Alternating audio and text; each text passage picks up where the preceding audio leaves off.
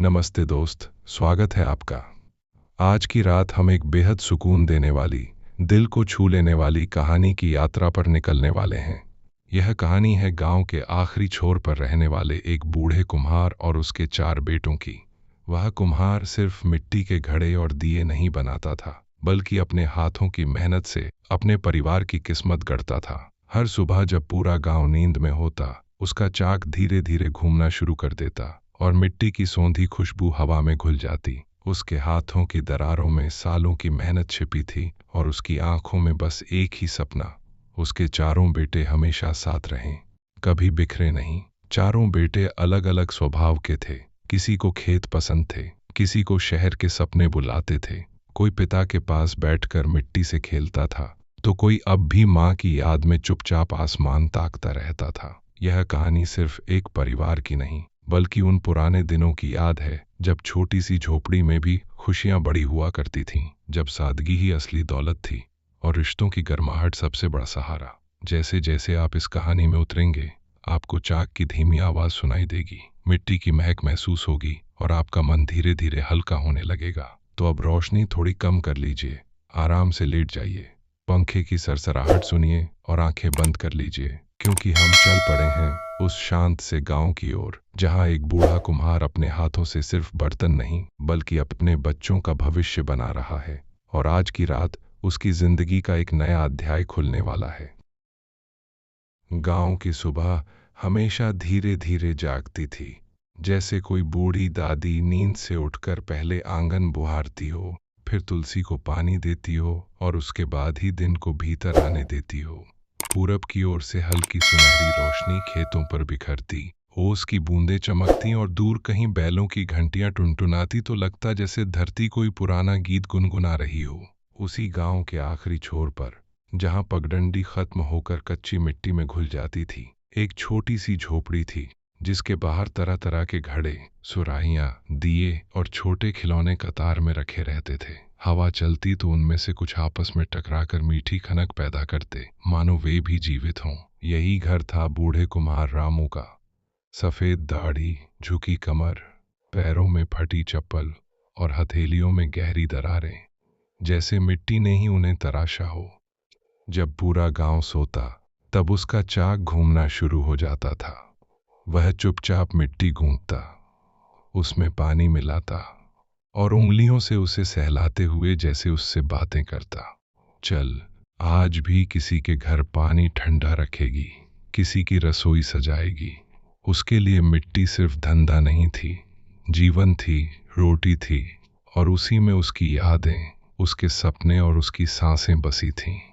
रामू की उम्र अब 70 के पार हो चुकी थी, पर उसकी आदतें नहीं बदली थीं। वह सूरज से पहले उठता, चूल्हे में आग सुलगाता, खुद ही चाय बनाता और फिर चाक के पास बैठ जाता। उसके हाथ कांपते जरूर थे, मगर जैसे ही चाक घूमता, उनमें एक अजीब स्थिरता आ जाती। मिट्टी का ढेला धीरे धीरे उठता, फैलता, सिकुड़ता और पल भर में घड़े का आकार ले लेता। उसे देखना किसी जादू से कम न था। गांव के बच्चे अक्सर दूर खड़े होकर उसे देखते और हैरान होते कि ये बूढ़ा आदमी कैसे मिट्टी को जिंदा कर देता है। मगर रामू जानता था कि ये जादू नहीं, बरसों की साधना है। अनगिनत असफलताएं हैं, टूटे घड़े हैं, जले हाथ हैं और आंखों में भरा धैर्य है। कभी कभी वह काम करते करते रुक जाता और अपनी झोपड़ी की दीवार पर टंगी पुरानी तस्वीर को देखता, जिसमें उसकी पत्नी मुस्कुरा रही थी। 5 साल पहले वह उसे छोड़कर चली गई थी और तब से घर का सन्नाटा और गहरा हो गया था। वह तस्वीर से धीमे से कहता, देखो, अभी भी चाक चल रहा है, तुम्हारे बच्चों को भूखा नहीं सोने दूंगा। उसकी आवाज में शिकायत नहीं होती, बस एक थकान और एक अटूट जिम्मेदारी होती। उसके 4 बेटे थे और चारों अपने अपने स्वभाव में बिल्कुल अलग। सबसे बड़ा मोहन, कम बोलने वाला, खेतों में दिन रात मेहनत करने वाला, जिसने कम उम्र में ही पिता का बोझ बांट लिया था। उसके चेहरे पर हमेशा चिंता की लकीरें रहती, जैसे वह हर समय हिसाब लगाता रहता हो कि इस बार फसल से कितना अनाज निकलेगा और घर का खर्च कैसे चलेगा। दूसरा बेटा सोहन था, जिसके दिल में गांव से ज्यादा शहर बसता था। वह अक्सर कहता, बाबा, ये मिट्टी हमें कहाँ ले जाएगी? शहर में नौकरी करूंगा तो पैसे आएंगे, पक्का घर बनेगा। उसकी बातों में बेचैनी थी, एक अधूरा सपना था, और शायद थोड़ी नाराजगी भी कि किस्मत ने उसे इस गरीबी में क्यों जन्म दिया। तीसरा बेटा रघु था, जो पिता की परछाई जैसा था। उसे मिट्टी से खेलना अच्छा लगता, चाक घुमाना अच्छा लगता, और जब घड़ा बनता तो उसकी आंखें चमक उठती। रामू उसे देखता तो मन ही मन सोचता, शायद ये ही मेरा असली वारिस है। सबसे छोटा छोटू अभी किशोर था, मासूम और भावुक। माँ की याद आते ही उसकी आंखें भर जाती और वह चुपके से पिता के पास आकर बैठ जाता, जैसे उनकी गोद ही उसकी दुनिया हो। इन चारों के बीच रामू की जिंदगी घूमती थी, ठीक उसी तरह जैसे उसका चाक। दिन बीतते गए, मगर घर की हालत आसान नहीं थी। कभी मिट्टी के बर्तन बिक जाते, कभी पूरे हफ्ते एक भी ग्राहक नहीं आता। प्लास्टिक और स्टील के बर्तनों ने धीरे धीरे लोगों की आदत बदल दी थी। अब कौन घड़ा खरीदता, कौन दिया जलाता। कई बार रामू तैयार किए हुए घड़ों को देखते हुए सोचता, क्या मेरा हुनर भी मेरे साथ ही खत्म हो जाएगा। ऐसे दिनों में सोहन की बातें और चुभती। वह कहता, बाबा, ये सब छोड़ो, चलो शहर चलते हैं, वहां फैक्ट्री में काम मिलेगा। रामू मुस्कुरा देता, पर उसकी मुस्कान में दर्द छिपा होता।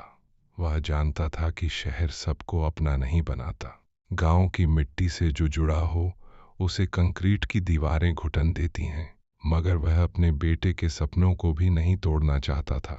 रात को जब सब सो जाते, वह बाहर बैठकर आसमान देखता और तारों से पूछता, क्या मैं गलत हूँ? क्या इन्हें रोककर इनके साथ अन्याय कर रहा हूँ? हवा उसके सवालों का जवाब नहीं देती, बस उसके सफेद बालों को सहलाकर निकल जाती। एक दिन सुबह सुबह रघु ने देखा कि पिता के हाथ पहले से ज्यादा कांप रहे हैं। उसने चुपचाप चाक अपने हाथ में ले लिया और बोला, बाबा, आज आप आराम करो, मैं बनाऊंगा। रामू ने उसे गौर से देखा। उस नजर में गर्व था, डर था और एक गहरा अपनापन था। वह पास बैठ गया और रघु की उंगलियों को ठीक करने लगा। धीरे, मिट्टी को दबाओ मत, सहलाओ, जैसे बच्चे के सिर पर हाथ फेरते हैं। रघु हंस पड़ा। दोनों के बीच वह पल इतना सुकून भरा था कि समय जैसे ठहर गया। मगर तभी सोहन आ गया और बोला, ये सब सीख कर क्या करेगा? 2 पैसे मिलते हैं इससे। उसकी बात सुनकर रघु का चेहरा उतर गया। रामू ने कुछ नहीं कहा, बस चुपचाप मिट्टी उठाकर फिर से गूंथने लगा। उसे लगा जैसे घर के भीतर कोई दरार पड़ रही है, जो दिखाई तो नहीं देती, मगर हर दिन थोड़ी और चौड़ी हो रही है। उसे अपनी पत्नी की आखिरी बात याद आई, चारों को साथ रखना। उसने मन ही मन तय किया कि चाहे जो हो जाए, ये घर बिखरने नहीं देगा। शाम को जब सब काम से लौटे तो रामू ने पहली बार चारों बेटों को साथ बैठाकर खाना खिलाया। उसने खुद अपने हाथों से रोटियां सेंकी, दाल पर घी डाला और सबकी थाली में बराबर बराबर परोसा।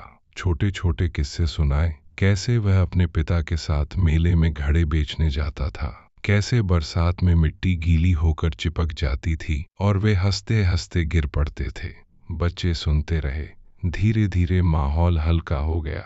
छोटू हंस पड़ा, रघु ने मजाक किया, यहाँ तक कि सोहन भी मुस्कुरा दिया। उस रात रामू को लगा जैसे उसका घर फिर से भर गया है। उसने सोचा, शायद प्यार से सब ठीक हो सकता है। मगर भीतर कहीं उसे ये भी डर था कि जिंदगी सिर्फ कहानियों से नहीं चलती, पेट के लिए रोटी भी चाहिए। फिर भी उसने तय किया कि कल से और मेहनत करेगा, ज्यादा घड़े बनाएगा, पास के हाट में खुद जाकर बेचेगा। बूढ़ी हड्डियों में चाहे जितना दर्द हो, वह हार नहीं मानेगा। रात गहराई तो गांव में सन्नाटा छा गया। दूर कहीं कुत्ते भौंक रहे थे, हवा में ठंडक थी। रामू खाट पर लेटा था मगर नींद नहीं आ रही थी। उसने करवट बदली तो देखा छोटू उसके पास आकर चुपचाप लेट गया है। उसने उसके सिर पर हाथ फेरा। बच्चा तुरंत सिमटकर सो गया। उस स्पर्श में इतनी मासूमियत थी कि रामू की आंखें भर आईं।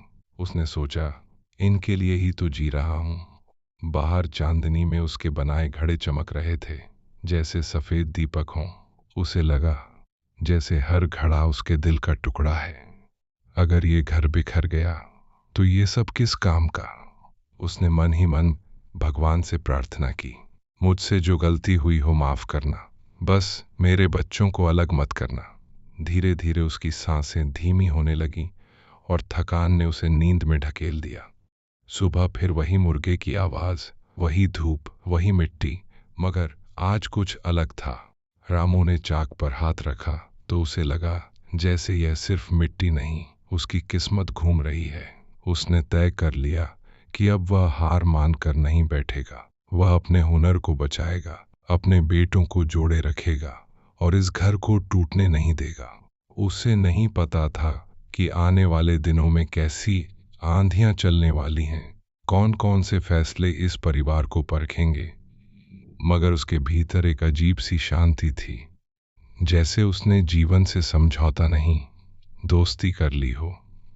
चाक घूमता रहा, मिट्टी आकार लेती रही और उस बूढ़े कुम्हार की आंखों में उम्मीद की हल्की रोशनी चमकती रही, क्योंकि उसे यकीन था कि जब तक उसके हाथ चल रहे हैं तब तक उसका परिवार भी साथ चलेगा, और यही उसके जीवन की सबसे बड़ी कमाई है। सुबह की उस हल्की ठंडक में जब आसमान गुलाबी होने लगा था, रामू ने हमेशा की तरह चाक पर मिट्टी रखी, पर आज उसके हाथों की चाल में एक अजीब सी जल्दबाजी थी, जैसे वह समय से पहले कुछ बना लेना चाहता हो, जैसे डर हो कि कहीं देर न हो जाए। रघु अभी सो रहा था, मोहन खेत की ओर निकल चुका था और सोहन आंगन में बैठा जूते साफ करते हुए शहर जाने की बातें बुदबुदा रहा था। छोटू खाट पर मुंह ढंके सोया था। रामू ने एक एक करके 5 घड़े बनाए, फिर 3 सुराहियां, फिर कुछ छोटे दिए। उसकी सांस फूलने लगी, पर वह रुका नहीं।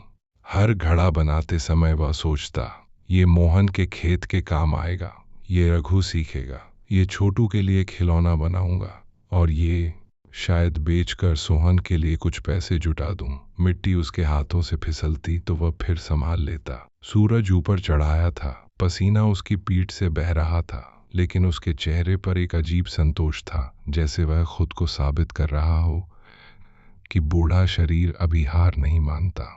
दोपहर होते होते गांव की पगडंडी पर हाट लगने लगा।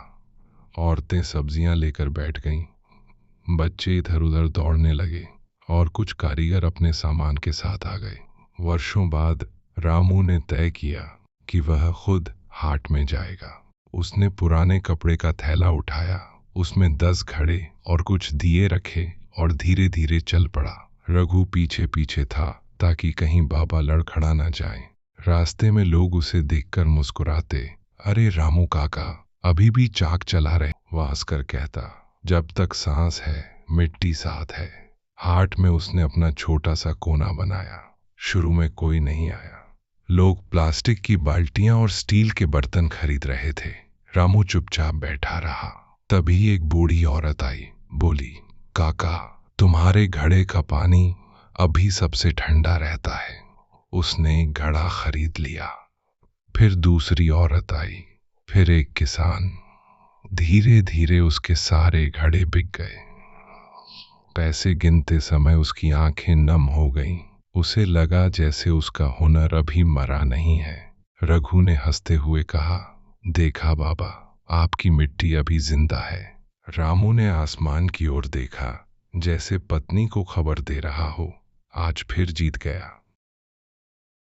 शाम को जब वे घर लौटे तो सोहन दरवाजे पर बैठा था। उसके हाथ में एक पुराना बैग था। उसने धीरे से कहा, बाबा, शहर जाने वाली बस कल सुबह है, मैं कोशिश करना चाहता हूँ। घर में सन्नाटा छा गया। मोहन ने नजरें झुका लीं। छोटू डर गया। रघु चुप हो गया। रामू कुछ देर तक बेटे को देखता रहा। उसके दिल में जैसे किसी ने चाकू घोंप दिया हो, मगर चेहरे पर वही शांत भाव था। उसने पास बुलाकर कहा, जाना है तो जा बेटा, पर गुस्से में नहीं, सपने लेकर जा, घर से रिश्ता मत तोड़ना। सोहन की आंखें भर आईं। उसने शायद उम्मीद की थी कि बाबा रोकेंगे, डांटेंगे, मगर यह अपनापन उसे और तोड़ गया। वह बोला, मैं पैसे कमाकर लौटूंगा बाबा, पक्का घर बनाऊंगा। रामू ने उसके सिर पर हाथ रखा। घर दीवारों से नहीं, साथ रहने से बनता है। उस रात किसी को नींद नहीं आई। सबको लगा जैसे घर का एक कोना खाली होने वाला है। सुबह बस अड्डे तक जाते समय पूरा रास्ता भारी था। धूल उड़ रही थी, हवा सूखी थी और पगडंडी जैसे लंबी होती जा रही थी। छोटू बार बार सोहन का हाथ पकड़ लेता, भैया जल्दी आना। रघु चुपचाप बैग उठाए चला जा रहा था। मोहन बस आगे देखता रहा।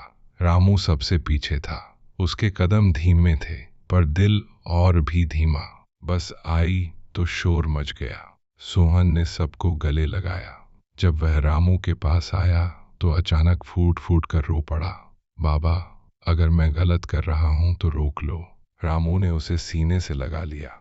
गलत वो होता है जिसमें प्यार न हो। तू अपने लिए जा रहा है, जा बेटा, बस खुद को मत खोना। बस चल पड़ी। धूल का गुबार उठा और सोहन आंखों से ओझल हो गया। छोटू रोता रहा। रामू बस उसी दिशा में देखता रहा जब तक सड़क खाली नहीं हो गई। उसे लगा जैसे उसका एक हिस्सा भी उस बस के साथ चला गया। दिन फिर अपनी रफ्तार से चलने लगे, पर घर का माहौल बदल गया था। सोहन की हंसी, उसकी बहसें, उसका शोर सब गायब था। रात को खाना खाते समय एक थाली कम लगती। छोटू अक्सर पूछता, बाबा भैया कब आएंगे? रामू हर बार मुस्कुराकर कहता, जल्दी। मगर उसे खुद नहीं पता था कब। वह अब और ज्यादा काम करने लगा था। रघु को हर बारीकी सिखाता, मिट्टी कैसे पहचाननी है, कितना पानी मिलाना है, चाक की चाल कैसे पकड़नी है। देख बेटा, वह कहता, घड़ा बाहर से मजबूत दिखे पर अंदर से भी संतुलित होना चाहिए। आदमी भी ऐसा ही होता है। रघु ध्यान से सुनता। कभी कभी दोनों साथ बैठकर पुराने दिनों की बातें करते। उन पलों में रामू को लगता कि शायद जिंदगी ने उससे सब नहीं छीना, अभी भी बहुत कुछ बाकी है। एक शाम अचानक बारिश आ गई। तेज हवा चली, बिजली चमकी और झोपड़ी की छप्पर टपकने लगी। बाहर रखे कई कच्चे घड़े गिरकर टूट गए। रामू भागकर उन्हें बचाने लगा, पर फिसल कर गिर पड़ा। उसके घुटने छिल गए। रघु ने दौड़कर उसे उठाया। टूटे घड़ों को देखकर रामू की आंखें भर आईं। वह जमीन पर बैठ गया और टूटी मिट्टी को हाथों से समेटने लगा, जैसे कोई टूटी यादें जोड़ रहा हो। इतनी मेहनत थी इसमें, इसी वह बुदबुदाया। रघु ने उसका हाथ पकड़ा, बाबा फिर बना लेंगे। उस एक वाक्य ने जैसे उसके भीतर हिम्मत भर दी। उसने सोचा, सच ही तो है, मिट्टी टूटती है तभी फिर से गढ़ी जाती है। शायद इंसान की जिंदगी भी ऐसी ही है, गिरती है, टूटती है, फिर से बनती है। उसने आंसू पोंछे और उठ खड़ा हुआ। रात गहरी हुई तो सब थककर सो गए। रामू बाहर बैठा रहा। बारिश के बाद की मिट्टी की खुशबू हवा में तैर रही थी। दूर कहीं मेंढक टर्रा रहे थे। उसने आसमान की ओर देखा। बादलों के बीच से कुछ तारे झांक रहे थे। उसे अपनी पत्नी की याद आई, फिर सोहन की, फिर अपने पिता की। उसे लगा जैसे जिंदगी एक लंबा चाक है जो घूमता ही रहता है, कभी ऊपर, कभी नीचे, कभी आकार, कभी बिखराव। उसने धीरे से खुद से कहा, जब तक चाक घूम रहा है उम्मीद जिंदा है। उसी वक्त अंदर से छोटू की नींद में आवाज आई, बाबा ए। वह तुरंत अंदर गया, उसके पास बैठा और सिर सहलाने लगा। बच्चा शांत हो गया। उस स्पर्श में उसे सुकून मिला, जैसे दुनिया की सारी थकान उतर गई हो। सुबह जब सूरज निकला तो रामू ने फिर चाक पर मिट्टी रखी। उसकी आंखों में थकान थी, मगर दिल में एक नई दृढ़ता भी। उसने तय कर लिया था कि चाहे बेटा शहर में हो, चाहे गरीबी हो, चाहे उम्र साथ न दे, वह हार नहीं मानेगा। वह अपने हुनर को जिंदा रखेगा, अपने घर को जोड़े रखेगा और हर दिन नई मिट्टी से नई उम्मीद बनाएगा। चाक फिर घूमने लगा, मिट्टी फिर उठने लगी और उस बूढ़े कुम्हार की उंगलियों के बीच जैसे पूरा जीवन फिर से आकार लेने लगा। उसे नहीं पता था कि आगे क्या होने वाला है, पर उसे इतना जरूर पता था कि जब तक उसके हाथों में मिट्टी है तब तक उसका परिवार भी उससे जुड़ा रहेगा, और यही उसकी सबसे बड़ी ताकत है। बरसात के बाद वाली सुबह में एक अलग ही ताजगी थी। कच्ची मिट्टी की सौंधी खुशबू पूरे आंगन में फैली हुई थी और छप्पर से टपकती बूंदें अब भी कहीं कहीं छोटी छोटी धार बनाकर गिर रही थीं। रामू ने खाट से उठते ही बाहर झांका तो देखा रात की आंधी में गिरे पत्ते आंगन में बिखरे पड़े हैं और कल टूटे हुए घड़ों की मिट्टी एक कोने में ढेर बनकर चुपचाप पड़ी है। वह कुछ पल वहीं खड़ा रहा। उसे लगा जैसे वह ढेर सिर्फ मिट्टी का नहीं, उसकी उम्र भर की मेहनत का है। फिर उसने धीरे से झाड़ू उठाई और आंगन साफ करने लगा। हर कूड़े के साथ वह जैसे अपने मन की उदासी भी बुहार रहा था। रघु भी उठकर आ गया और बिना कुछ बोले उसके साथ लग गया। दोनों के बीच कोई शब्द नहीं था, फिर भी बहुत कुछ कहा सुना जा रहा था। सूरज की हल्की किरणें जब टूटे घड़ों की मिट्टी पर पड़ी तो वह सुनहरी चमकने लगी, जैसे प्रकृति कह रही हो, टूटना अंत नहीं, शुरुआत है। रामू ने उस मिट्टी को हाथ में लिया, उसे फिर से पानी में भिगोया और बोला, देख बेटा, ये फिर काम आएगी। मिट्टी कभी बेकार नहीं जाती, बस रूप बदल लेती है। रघु ने पिता की तरफ देखा। उसे पहली बार समझ आया कि बाबा सिर्फ कुम्हार नहीं, जीवन के शिक्षक हैं। दिन चढ़ने तक मोहन खेत से लौट आया। उसके कपड़े कीचड़ से सने थे और चेहरा थकान से बुझा हुआ। फसल इस बार कमजोर थी, पानी ज्यादा पड़ गया था। उसने चुपचाप कोने में बैठकर लोटे से पानी पिया। घर में पैसों की तंगी बढ़ती जा रही थी। सोहन शहर चला गया था, उसकी कोई खबर नहीं आई थी और अब खेत भी उम्मीद नहीं दे रहे थे। कुछ देर बाद मोहन बोला, बाबा, अगर ऐसा ही रहा तो कर्ज लेना पड़ेगा। यह सुनकर रामू का दिल धक से रह गया। उसने जिंदगी में कभी कर्ज नहीं लिया था। उसके पिता कहा करते थे, कर्ज आदमी की नींद छीन लेता है। वह कुछ देर सोचता रहा, फिर बोला, जब तक मेरे हाथ चल रहे हैं हम कर्ज नहीं लेंगे। मैं और बर्तन बनाऊंगा, पास के 3 गांवों में खुद बेच आऊंगा। मोहन ने पहली बार विरोध नहीं किया। उसे अपने बूढ़े बाप की जिद में एक अजीब भरोसा दिखा। शाम को तीनों, रामू, मोहन और रघु साथ बैठे और अगले दिन की योजना बनाने लगे। छोटू पास में बैठा उनकी बातें सुन रहा था, जैसे घर का सबसे छोटा सदस्य होते हुए भी वह इस चिंता का हिस्सा बन गया हो। बरसात के बाद वाली सुबह में एक अलग ही ताजगी थी। कच्ची मिट्टी की सौंधी खुशबू पूरे आंगन में फैली हुई थी और छप्पर से टपकती बूंदें अब भी कहीं कहीं छोटी छोटी धार बनाकर गिर रही थीं। रामू ने खाट से उठते ही बाहर झांका तो देखा रात की आंधी में गिरे पत्ते आंगन में बिखरे पड़े हैं और कल टूटे हुए घड़ों की मिट्टी एक कोने में ढेर बनकर चुपचाप पड़ी है। वह कुछ पल वहीं खड़ा रहा। उसे लगा जैसे वह ढेर सिर्फ मिट्टी का नहीं, उसकी उम्र भर की मेहनत का है। फिर उसने धीरे से झाड़ू उठाई और आंगन साफ करने लगा। हर कूड़े के साथ वह जैसे अपने मन की उदासी भी बुहार रहा था। रघु भी उठकर आ गया और बिना कुछ बोले उसके साथ लग गया।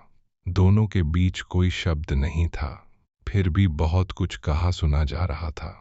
सूरज की हल्की किरणें जब टूटे घड़ों की मिट्टी पर पड़ी तो वह सुनहरी चमकने लगी, जैसे प्रकृति कह रही हो, टूटना अंत नहीं, शुरुआत है। रामू ने उस मिट्टी को हाथ में लिया, उसे फिर से पानी में भिगोया और बोला, देख बेटा, ये फिर काम आएगी। मिट्टी कभी बेकार नहीं जाती, बस रूप बदल लेती है। रघु ने पिता की तरफ देखा। उसे पहली बार समझ आया कि बाबा सिर्फ कुम्हार नहीं, जीवन के शिक्षक हैं। दिन चढ़ने तक मोहन खेत से लौट आया। उसके कपड़े कीचड़ से सने थे और चेहरा थकान से बुझा हुआ। फसल इस बार कमजोर थी, पानी ज्यादा पड़ गया था। उसने चुपचाप कोने में बैठकर लोटे से पानी पिया। घर में पैसों की तंगी बढ़ती जा रही थी। सोहन शहर चला गया था, उसकी कोई खबर नहीं आई थी और अब खेत भी उम्मीद नहीं दे रहे थे।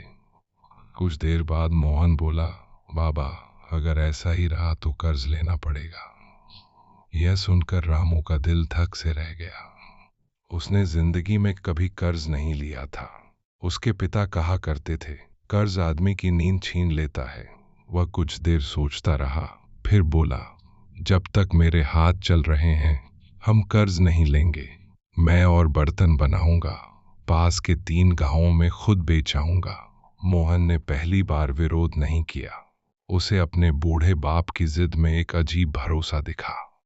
शाम को तीनों, रामू, मोहन और रघु, साथ बैठे और अगले दिन की योजना बनाने लगे। छोटू पास में बैठा उनकी बातें सुन रहा था, जैसे घर का सबसे छोटा सदस्य होते हुए भी वह इस चिंता का हिस्सा बन गया हो। अगले दिन भोर से पहले वे बैलगाड़ी में घड़े और सुराहियां लाद कर निकल पड़े।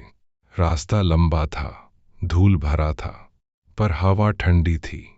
बैलों की घंटियों की टुनटुनाहट के बीच रामू को अपने पुराने दिन याद आ गए, जब वह अपनी पत्नी के साथ इसी तरह हाट जाया करता था। तब वह जवान था, कंधे मजबूत थे, आंखों में सपने थे। आज सब कुछ बदल गया था, पर बैलगाड़ी की आवाज वही थी। रास्ते में वे दूसरे गांव पहुंचे तो वहां के लोग उन्हें देखकर खुश हुए। अरे रामू काका आए हैं, बच्चों ने आवाज लगाई। किसी ने 2 घड़े खरीदे, किसी ने दिए, किसी ने मटकी। धीरे धीरे उनका सामान कम होता गया। रामू के चेहरे पर संतोष उतरता गया। उसे लगा जैसे वह सिर्फ बर्तन नहीं बेच रहा, बल्कि अपने हुनर की पहचान बचा रहा है। दोपहर तक उन्होंने अच्छा पैसा कमा लिया। लौटते समय मोहन ने कहा, बाबा आज तो उम्मीद से ज्यादा मिल गया। रामू ने मुस्कुराकर आसमान की ओर देखा। मेहनत कभी खाली नहीं जाती बेटा, बस देर लगती है। घर लौटकर उन्होंने छोटू के लिए गुड़ की मिठाई लाई। छोटू की आंखें चमक उठीं। वह हंसते हंसते बोला, बाबा जब भैया आएंगे तो उन्हें भी देंगे ना। यह सुनकर सब चुप हो गए। सोहन का नाम आते ही घर में एक खालीपन उतर आता था। रात को खाना खाते समय रामू ने धीरे से पूछा, कोई चिट्ठी आई क्या? मोहन ने सिर हिला दिया। रघु ने कहा, शायद शहर में काम ढूंढ रहा होगा। मगर रामू का दिल बेचैन था। उसे डर लगता था कि कहीं भीड़ में उसका बेटा खो न जाए। उसने कभी शहर नहीं देखा था, पर लोगों की बातें सुनकर उसे वह जगह डरावनी लगती थी, जहां कोई किसी को नहीं जानता, जहां रिश्ते पैसे से तौले जाते हैं। उस रात वह देर तक सो नहीं पाया। बाहर चांदनी में बैठकर उसने मिट्टी का एक छोटा दिया बनाया और जलाकर पत्नी की तस्वीर के सामने रख दिया। धीरे से बोला, उसे संभालना जहां भी हो। दिन बीतते गए। रघु अब चाक अच्छे से चलाने लगा था। उसके हाथों में भी वही लय आ गई थी जो रामू के हाथों में थी। कई बार लोग उसके बनाए घड़े देखकर पूछते, ये किसने बनाया? तो रामू गर्व से कहता, मेरे बेटे ने। उस गर्व में उसकी सारी थकान मिट जाती। मगर उम्र अपना असर दिखा रही थी। एक दिन चाक घुमाते घुमाते अचानक उसकी आंखों के आगे अंधेरा छा गया और वह लड़खड़ा गया। रघु ने तुरंत पकड़ लिया। छोटू दौड़कर पानी लाया। मोहन ने उसे खाट पर लिटाया। कुछ देर बाद होश आया तो उसने हंसने की कोशिश की। अरे कुछ नहीं, बस चक्कर था। मगर सब समझ रहे थे कि शरीर जवाब दे रहा है। उस दिन पहली बार रघु ने अकेले पूरा काम संभाला। शाम तक उसने दर्जनों बर्तन बना दिए। रामू खाट पर लेटा उसे देखता रहा। उसकी आंखों में आंसू थे, कमजोरी के नहीं संतोष के। उसे लगा, अब अगर मैं न भी रहूं तो चाक चलता रहेगा। कुछ दिनों बाद गांव में दीपावली की तैयारी शुरू हुई। हर घर में सफाई, रंगोली, मिठाइयों की खुशबू।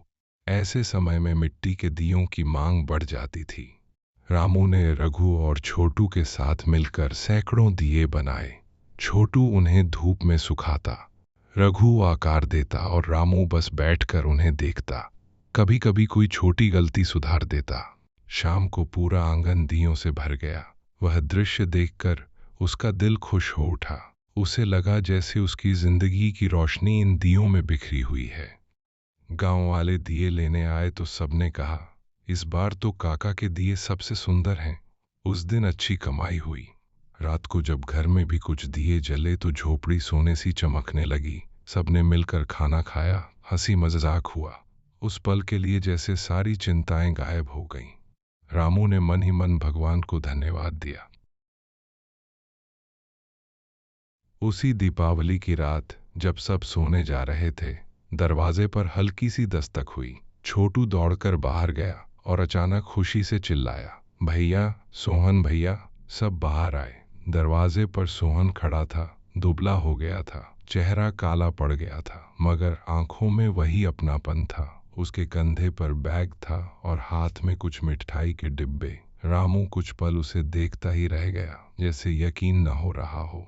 फिर उसने आगे बढ़कर उसे गले लगा लिया। दोनों कुछ देर तक कुछ बोल ही नहीं पाए। सोहन बोला, बाबा, शहर बड़ा है पर अपना नहीं है। बहुत कोशिश की, काम मिला भी, पर दिल यहाँ अटका रहा। सोचा, पैसे बाद में भी कमा लूंगा, पहले घर देख लूं। रामू की आंखों से आंसू बह निकले। उसने बस इतना कहा, घर छोड़कर जाने से बड़ा कोई दर्द नहीं और लौट आने से बड़ी कोई खुशी नहीं। उस रात झोपड़ी में जगह कम पड़ गई, पर दिलों में जगह बढ़ गई। चारों बेटे एक साथ बैठे, बातें करते रहे, हंसते रहे। सोहन ने शहर की कहानियां सुनाई, फैक्ट्री की मशीनें, ऊंची इमारतें, भीड़ भाड़। फिर बोला, पर वहां कोई किसी को नाम से नहीं बुलाता बाबा, सब बस काम है। यहाँ तो हर कोई अपना है। रामू चुपचाप सुनता रहा। उसे लगा जैसे उसकी सबसे बड़ी चिंता खत्म हो गई हो। उसने चारों बेटों को अपने पास बुलाया, उनके सिर पर हाथ रखा और मन ही मन कहा, अब चाहे जो हो, ये घर बिखरेगा नहीं। बाहर दियों की लौ धीमी धीमी जल रही थी। हवा में मिठाई की खुशबू थी और उस छोटी सी झोपड़ी में सालों बाद ऐसा सुकून था जैसा शायद कभी नहीं था। चाक अगले दिन फिर घूमेगा, मिट्टी फिर आकार लेगी, जिंदगी फिर अपनी रफ्तार से चलेगी। मगर अब रामू के दिल में गहरी शांति थी, क्योंकि उसके चारों बेटे उसके पास थे और उसके लिए यही पूरी दुनिया थी।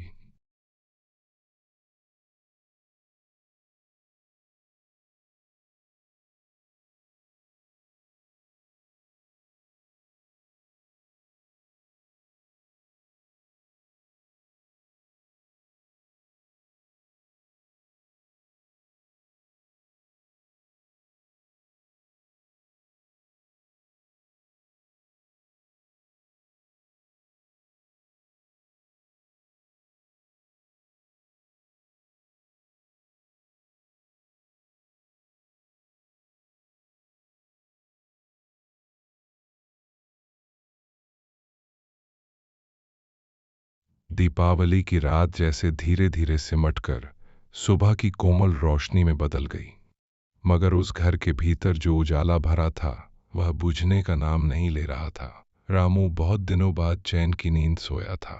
जब उसकी आंख खुली तो उसने देखा कि चारों बेटे आंगन में बैठे आपस में हंसते बतियाते चाय पी रहे हैं। वह कुछ पल खाट पर लेटा ही उन्हें देखता रहा। उसे लगा जैसे समय पीछे लौट आया हो, जैसे उसकी पत्नी फिर से रसोई में रोटियां बेल रही हो और बच्चे छोटे छोटे होकर आंगन में खेल रहे हों। सोहन अब पहले जैसा नहीं था। उसके चेहरे पर शहर की धूल थी, मगर आंखों में एक परिपक्वता भी आ गई थी। उसने आते ही बाबा के पैर दबाने शुरू कर दिए। आप बहुत दुबले हो गए हो बाबा। रामू हंसा, तू भी तो आधा रह गया है। उस हंसी में जो अपनापन था उसने घर की सारी दरारें भर दी। छोटू बार बार सोहन के पास जाकर बैठ जाता, जैसे डर हो कि कहीं वह अब फिर से चला ना जाए। रघु चाक के पास खड़ा होकर उसे देख रहा था, जैसे कहना चाहता हो, अब हम सब साथ हैं, काम भी साथ करेंगे। मोहन के चेहरे से भी चिंता कुछ हल्की दिख रही थी। इतने दिनों बाद घर में जो एकता लौटी थी वह किसी त्योहार से कम नहीं थी। उस दिन रामू ने तय किया कि अब सब मिलकर काम करेंगे। उसने चाक के पास चारों बेटों को बुलाया और कहा, ये चाक सिर्फ मेरा नहीं है, ये हम सबका है। जैसे घर सबका है वैसे काम भी सबका होगा। उसने मिट्टी का ढेला उठाया और बीच में रख दिया। देखो, मिट्टी अकेली कुछ नहीं होती, पर जब सब हाथ मिलते हैं तब आकार बनता है। रघु ने चाक घुमाया, सोहन ने पानी मिलाया, मोहन ने तैयार घड़े उठाकर धूप में रखे और छोटू उन्हें साफ कपड़े से पोंछने लगा। पहली बार ऐसा हुआ कि पूरा परिवार एक साथ काम कर रहा था। उस सामूहिक लय में एक अजीब सी खुशी थी। काम बोझ नहीं लग रहा था, बल्कि खेल जैसा लग रहा था। रामू एक कोने में बैठकर उन्हें देखता रहा। उसकी आंखों में गर्व था, जैसे उसने अपनी जिंदगी का सबसे बड़ा सपना पूरा होते देख लिया हो। उसे लगा, अगर ये साथ रहे तो कोई मुश्किल बड़ी नहीं। कुछ ही दिनों में उनका काम बढ़ने लगा। सोहन ने शहर से कुछ नई बातें सीख ली थी। उसने कहा, बाबा, अगर हम घड़ों पर थोड़ा रंग कर दें, डिजाइन बना दें, तो लोग ज्यादा पसंद करेंगे। पहले तो रामू हिचकिचाया। उसे पुरानी सादगी ही अच्छी लगती थी। मगर फिर उसने सोचा, समय के साथ बदलना भी जरूरी है। उन्होंने कुछ घड़ों पर हल्की रंगाई की, फूल पत्तियों की आकृतियां बनाई, दियों पर छोटी छोटी नक्काशी की। जब वे हाट में गए तो लोग देखकर हैरान रह गए। अरे, रामू काका के बर्तन तो अब और भी सुंदर हो गए। उस दिन उनकी बिक्री पहले से दोगुनी हुई। सोहन के चेहरे पर चमक थी। उसने धीरे से कहा, देखा बाबा, पुराना हुनर और नया तरीका साथ आ जाए तो चमत्कार हो जाता है। रामू ने उसके कंधे पर हाथ रखा।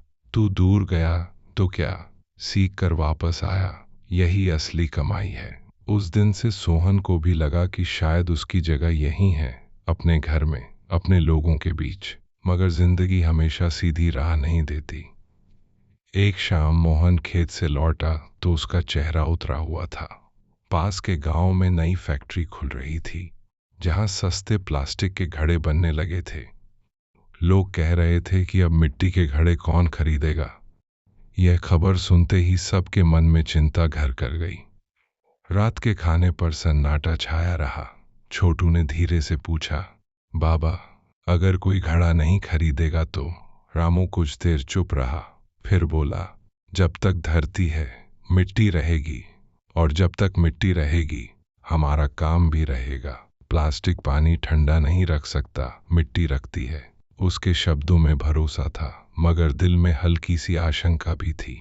वह जानता था कि समय बदल रहा है, फिर भी उसने तय किया कि डर कर बैठना समाधान नहीं है। अगले दिन से उसने और बेहतर बर्तन बनाने शुरू किए, ज्यादा मजबूत, ज्यादा सुंदर। उसने बेटों से कहा, हमें अपने काम से प्यार रखना है, बाकी दुनिया खुद समझ जाएगी।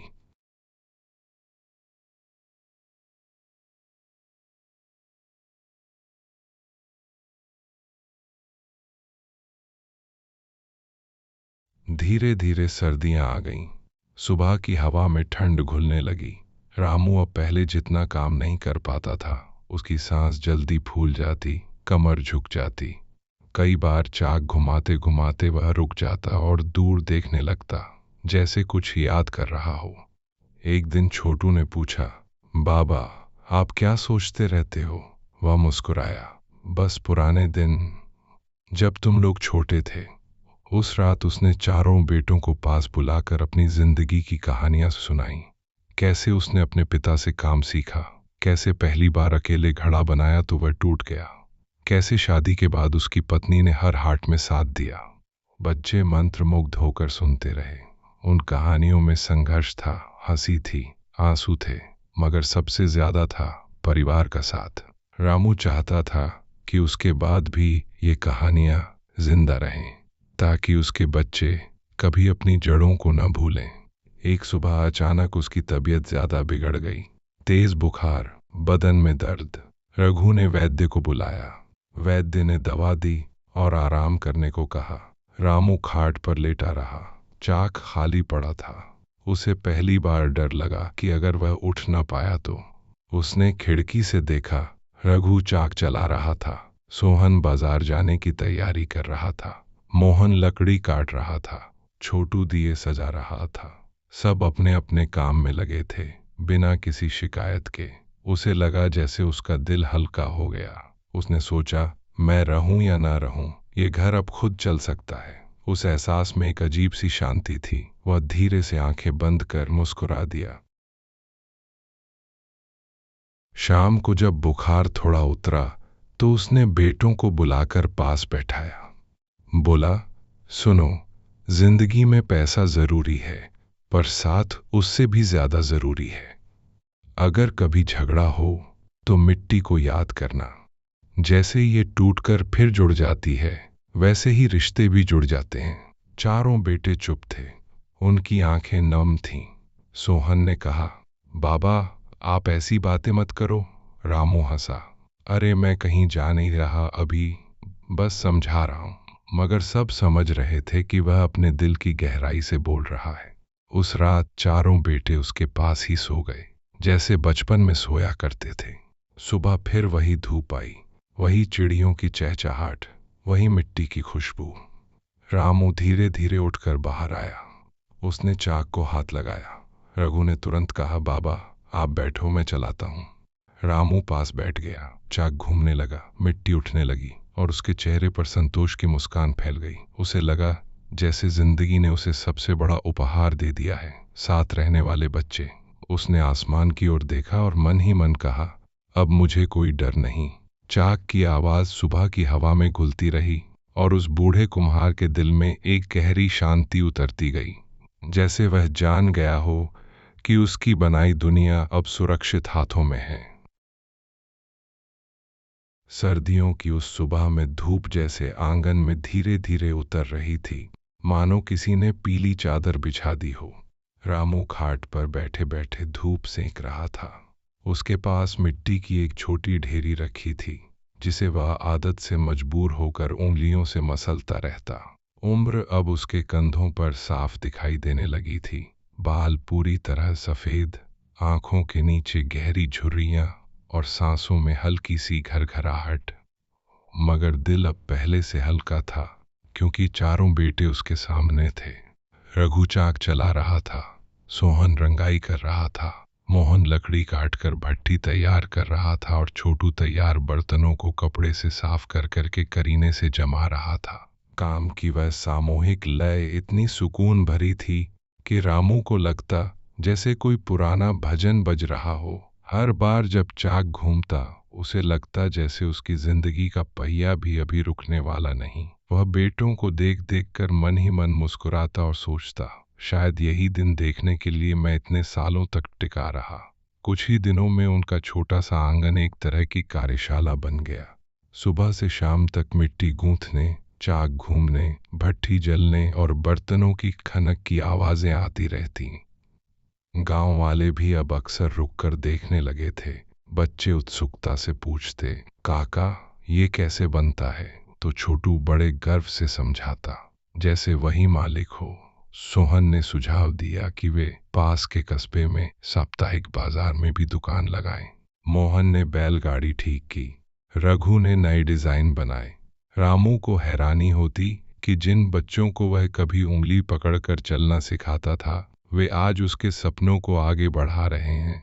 शाम को जब सब थक कर बैठते, तो मिट्टी से सने हाथों के बावजूद उनके चेहरों पर संतोष की चमक होती। घर की रोटी अब थोड़ी मोटी होने लगी थी। दाल में कभी कभी घी की बूंदें भी दिखने लगी थीं। गरीबी अभी गई नहीं थी, पर उम्मीद ने उसकी जगह घेर ली थी।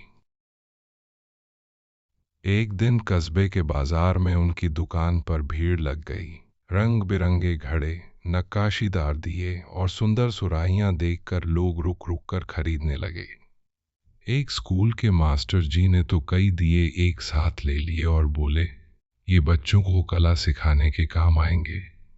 किसी ने कहा, मिट्टी का पानी सबसे मीठा होता है। किसी ने तारीफ की, ऐसा काम अब कहाँ देखने को मिलता है। रामू थोड़ी दूरी पर बैठा सब देख रहा था। उसकी आंखें बार बार भर आती। उसे अपने पिता याद आ गए, जो कहा करते थे, कला कभी भूखी नहीं मरती, बस उसे पहचानने वाला चाहिए। आज उसे लगा कि उनके शब्द सच थे।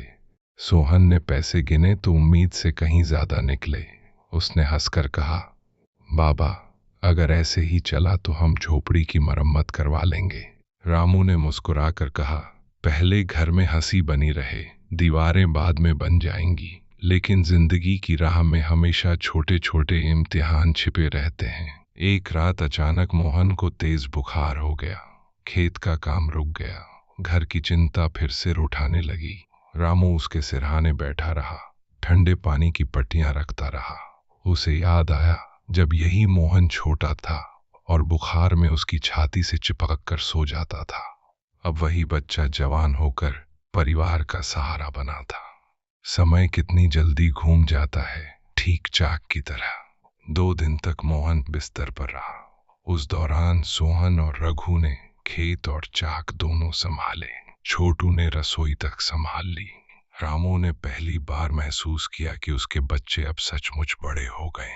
उसे किसी एक पर बोझ डालने की जरूरत नहीं। सब एक दूसरे का हाथ थामे हुए हैं। यह सोचकर उसका दिल भर आया। धीरे धीरे मोहन ठीक हुआ तो घर में फिर रौनक लौट आई। मगर उसी दौरान रामू को महसूस होने लगा कि उसकी ताकत रोज थोड़ा थोड़ा कम हो रही है। चाक के पास ज्यादा देर बैठने पर कमर दर्द करने लगती, आंखें धुंधला जाती। एक दोपहर वह अकेले आंगन में बैठा पुराने घड़ों को देख रहा था।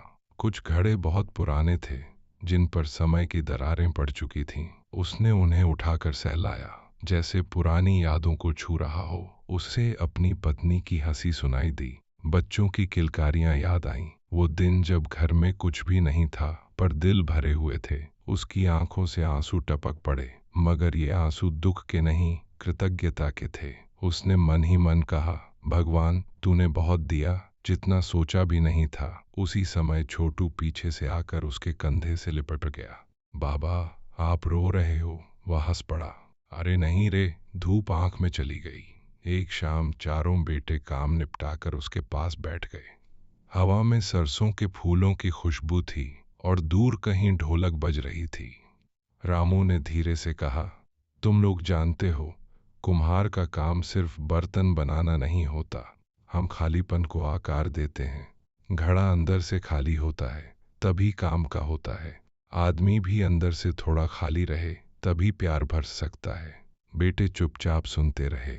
उसने आगे कहा, अगर कभी अहंकार भर गया तो घड़ा फट जाएगा। उसकी बातें साधारण थीं मगर गहरी। सोहन ने उसका हाथ पकड़ लिया। रघु उसकी गोद में सिर रखकर लेट गया। छोटू उसके पैरों के पास बैठ गया। मोहन चुपचाप आसमान देखने लगा। उस पल में ऐसा लगा जैसे समय थम गया हो, जैसे पूरा संसार बस उसी आंगन में सिमट आया हो। कुछ दिनों बाद गांव में मेले की घोषणा हुई। सालों बाद इतना बड़ा मेला लगने वाला था। सबने तय किया कि वे वहां अपनी दुकान लगाएंगे। रामू ने कहा, यह आखिरी बार होगा जब मैं खुद बैठूंगा। सब चौंक गए। उसने हंसते हुए समझाया, अरे अब तुम लोग संभालोगे, मैं बस देखूंगा। मेले के दिन उन्होंने बैलगाड़ी सजाई, रंगीन कपड़ा बांधा और ढेर सारे बर्तन लादे। मेला रंगों, आवाजों और खुशबुओं से भरा था। बच्चे झूले झूल रहे थे, मिठाई की दुकानों से खुशबू आ रही थी। उनकी दुकान पर भी भीड़ लगी। लोग तारीफ करते, खरीदते, बातें करते। रामू एक कोने में बैठा सब देखता रहा। उसे लगा जैसे उसकी पूरी जिंदगी इसी दिन के लिए थी, जब वह आराम से बैठकर अपने बच्चों को आगे बढ़ते देख सके। उसकी आंखों में संतोष की चमक थी, जैसे उसने अपनी जिम्मेदारी पूरी कर दी हो। रात को जब वे लौटे तो आकाश तारों से भरा था। बैलगाड़ी धीरे धीरे पगडंडी पर चल रही थी। चारों बेटे हंसते बतियाते भविष्य की योजनाएं बना रहे थे। बड़ा भट्टा बनाएंगे, दुकान खोलेंगे और काम बढ़ाएंगे। रामू चुपचाप उन्हें सुनता रहा। उसके चेहरे पर हल्की मुस्कान थी। उसने आसमान की ओर देखा और मन ही मन कहा, अब मुझे कोई चिंता नहीं। चाक अब इनके हाथ में है। हवा ठंडी थी, रास्ता लंबा था, मगर उसका दिल हल्का था। उसे लगा जैसे मिट्टी की तरह उसने भी अपने जीवन को आकार दे दिया है और अब वह निश्चिंत होकर उसे अगली पीढ़ी को सौंप सकता है। बैलगाड़ी की घंटियां टुनटुनाती रहीं और उस शांत रात में एक बूढ़े कुम्हार का मन गहरी शांति में डूबता चला गया।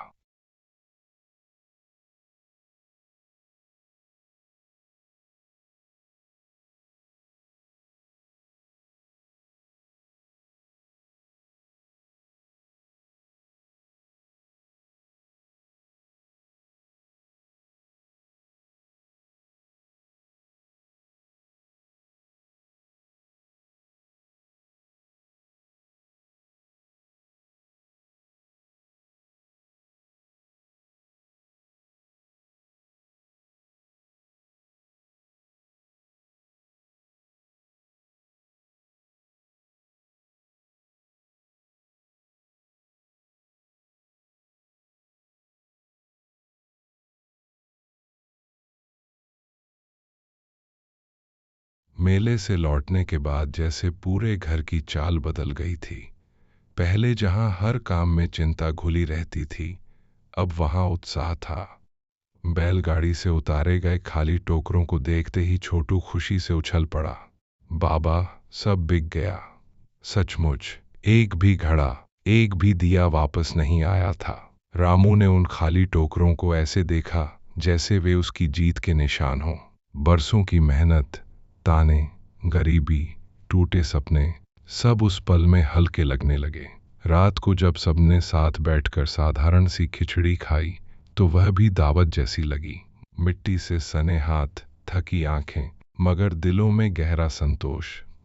रामू खाट पर टेक लगाकर बैठा बेटों को बातें करते सुनता रहा। वे भविष्य की योजनाएं बना रहे थे। बड़ा भट्ठा, पक्की दीवार, कस्बे में छोटी दुकान। उसे लगा जैसे उसके घर की छत अब थोड़ी ऊंची हो गई है। उसने मन ही मन पत्नी को याद किया। देखो, तुम्हारे बेटे संभल गए। अगले ही दिन से काम और बढ़ गया। सोहन ने कस्बे के दुकानदार से बात कर ली कि हर हफ्ते कुछ बर्तन वहीं छोड़ आया करेंगे। मोहन ने खेत के किनारे की खाली जगह पर मिट्टी का बड़ा गड्ढा बनाकर अच्छी चिकनी मिट्टी जमा करनी शुरू की। रघु ने चाक की धुरी ठीक की ताकि वह तेज और लंबे समय तक घूम सके। छोटू हर आने जाने वाले ग्राहक को पानी पिलाता, हंसकर बात करता। रामू अब कम काम करता था, मगर उसकी नज़र हर चीज पर रहती। कभी वह हाथ पकड़कर समझाता, घड़ा थोड़ा और ऊपर से पतला कर। कभी कहता, दिए का मुंह खुला रखो, रोशनी ज्यादा निकलेगी। उसकी आवाज अब धीमी हो गई थी, मगर बातों में वही गहराई थी। बच्चे उसकी हर बात ध्यान से सुनते। उन्हें पता था कि यह सिर्फ हुनर नहीं, अनुभव बोल रहा है। शाम को जब भट्ठी में बर्तन पकते, आग की लपटें उठती, तो रामू दूर बैठकर उन्हें देखता और सोचता, यही आग है जो हमें भी पकाकर मजबूत बनाती है। धीरे धीरे गांव में उनका नाम फिर से फैलने लगा। लोग कहने लगे, रामू काका का घर फिर चल पड़ा। शादी ब्याह में उनके घड़े मंगवाए जाते, त्योहारों पर दिए।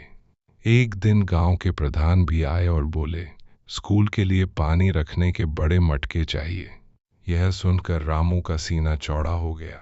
उसे लगा जैसे उसका काम सिर्फ कमाई नहीं, लोगों के काम आ रहा है। जब स्कूल के बच्चों ने उन मटकों से पानी पिया और ठंडा ठंडा कहकर खुश हुए, तो रामू की आंखें चमक उठीं। उसने सोचा, अगर मेरी बनाई चीज किसी की प्यास बुझा दे तो इससे बड़ा पुण्य क्या। उस दिन रात को उसने बहुत देर तक नींद में भी मुस्कुराते हुए कुछ बुदबुदाया। छोटू ने सुना, मिट्टी जिंदा है मगर शरीर की अपनी सीमाएं होती हैं। एक सुबह चाक के पास बैठे बैठे रामू की उंगलियां सुन्न सी हो गईं। उसने घड़ा बनाने की कोशिश की, मगर मिट्टी बार बार बिगड़ जाती। वह चुपचाप हट गया और रघु को बैठा दिया।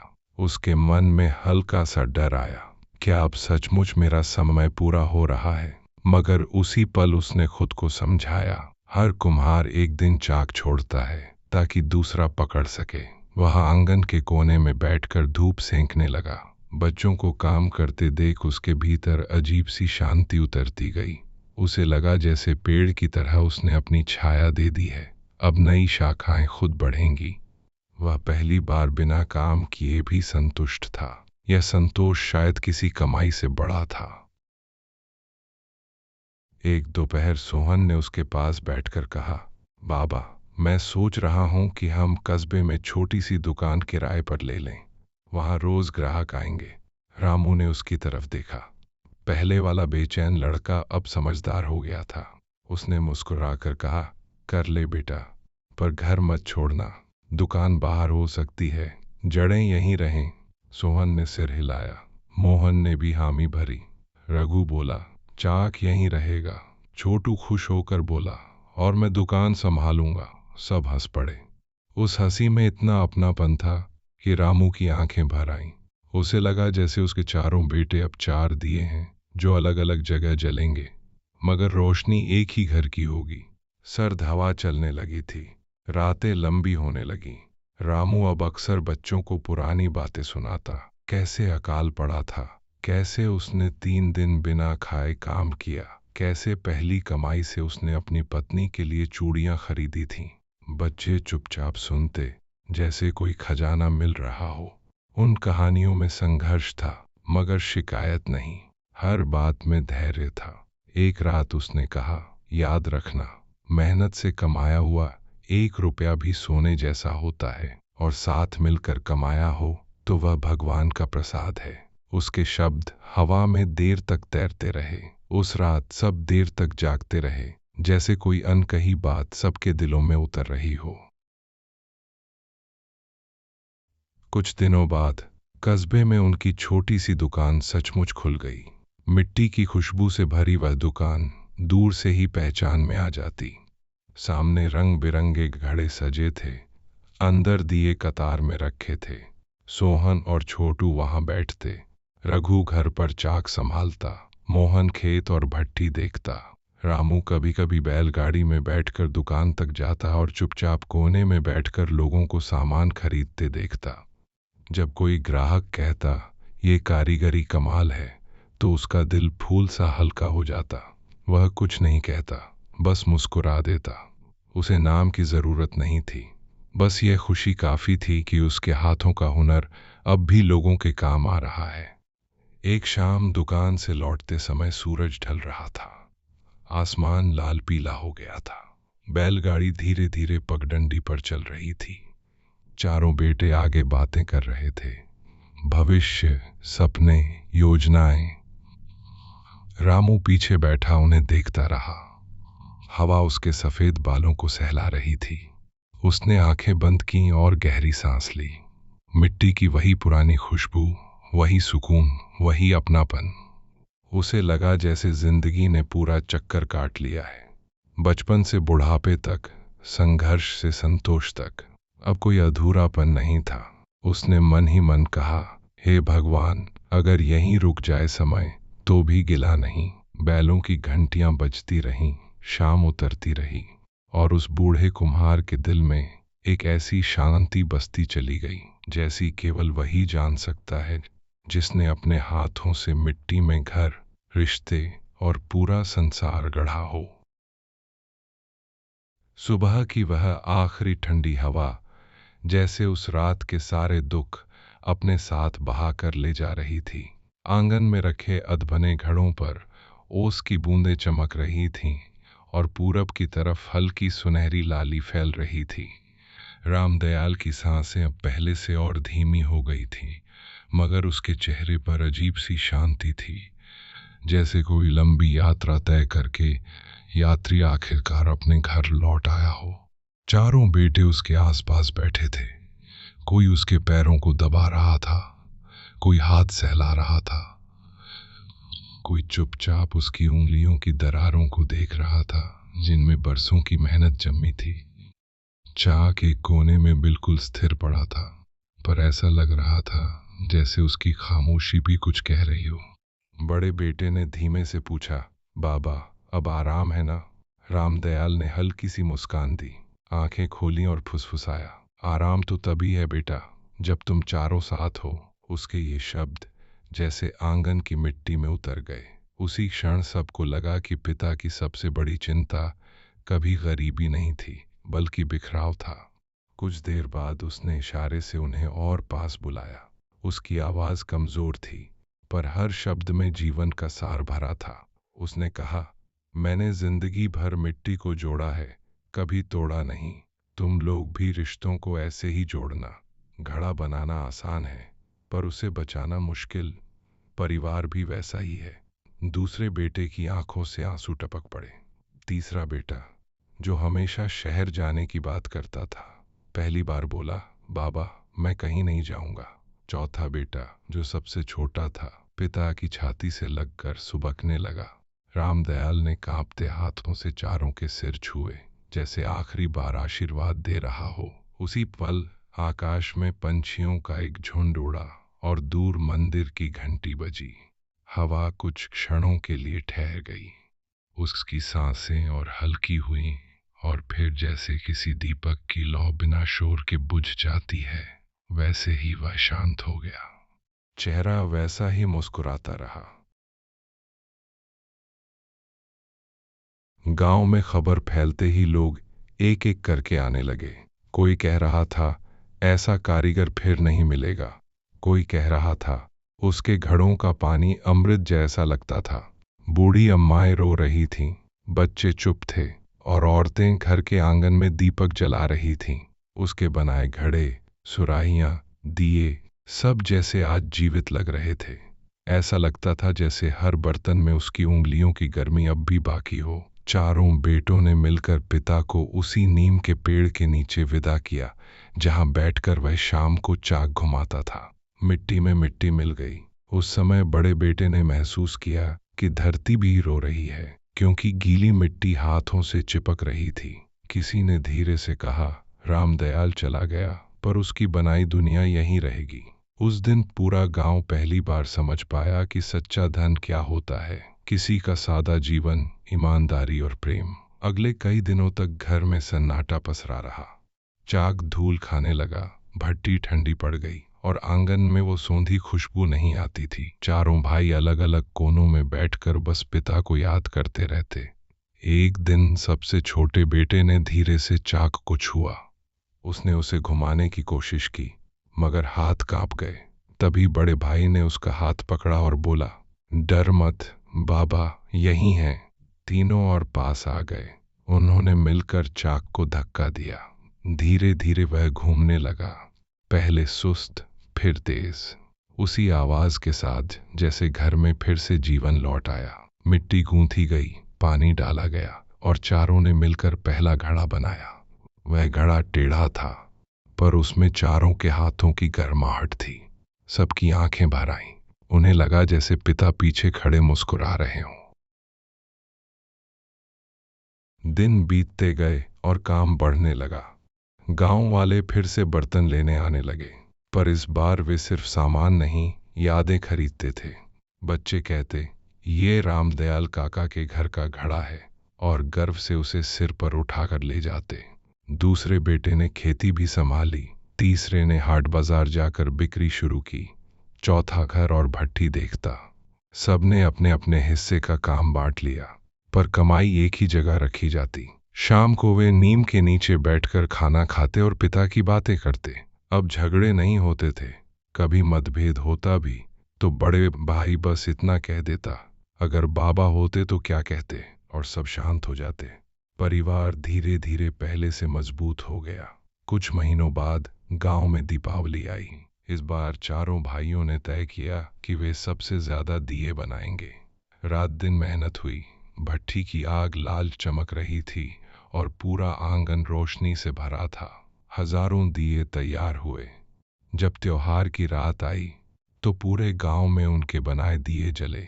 हर घर, हर चौखट, हर मंदिर में वही रोशनी थी।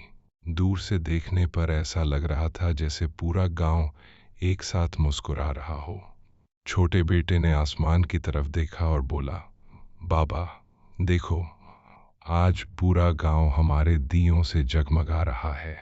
हवा में हल्की सी गर्माहट थी, जैसे किसी ने प्यार से सिर सहलाया हो। उस पल सबको लगा कि पिता कहीं गए नहीं, बस रूप बदल कर रोशनी बन गए हैं।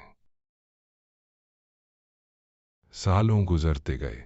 चारों भाइयों के बच्चे बड़े हुए, घर पक्का बन गया, पर आंगन में चाक वही पुराना रहा। उसे किसी ने हटाया नहीं। वह परिवार की धड़कन बन गया था। अब नए हाथ उसे घुमाते थे, पर हर घड़े में रामदयाल की कहानी जिंदा रहती। गांव के लोग बच्चों को बताते, तुम्हारे दादा बहुत बड़े कुम्हार थे। बच्चे गर्व से मुस्कुराते। कभी कभी शाम को हवा मिट्टी की खुशबू लेकर आती और सबको पुरानी यादों में डुबो देती। जीवन चलता रहा, पर सादगी और एकता कभी कम नहीं हुई। गरीबी भी आई, कठिनाइयां भी आईं, मगर चारों भाइयों ने हाथ नहीं छोड़ा। और एक दिन ठीक उसी तरह जैसे कहानी शुरू हुई थी, सुबह की ठंडी हवा चली, चाक धीरे धीरे घूम रहा था और आंगन में नई मिट्टी गूंथी जा रही थी। बड़े भाई ने अपने पोते को चाक पर बैठाकर सिखाया, देख ऐसे दबाते हैं, प्यार से। बच्चा हंस पड़ा। उस हंसी में वही मासूमियत थी, वही सुकून। घर अब भी छोटा था, मगर दिल बड़े थे। मिट्टी अब भी साधारण थी, मगर उससे बनती चीजें अनमोल थीं। और उस शांत सुबह में ऐसा लगा जैसे रामदयाल की आवाज हवा में तैर रही हो, साथ रहना, बस साथ रहना। इसी साथ ने उस परिवार को बचाए रखा, उसी साथ ने उनकी दुनिया को रोशन किया। यही उनकी असली विरासत थी, और यही इस कहानी का अंत नहीं, बल्कि हर नए दिन की शुरुआत बन गया।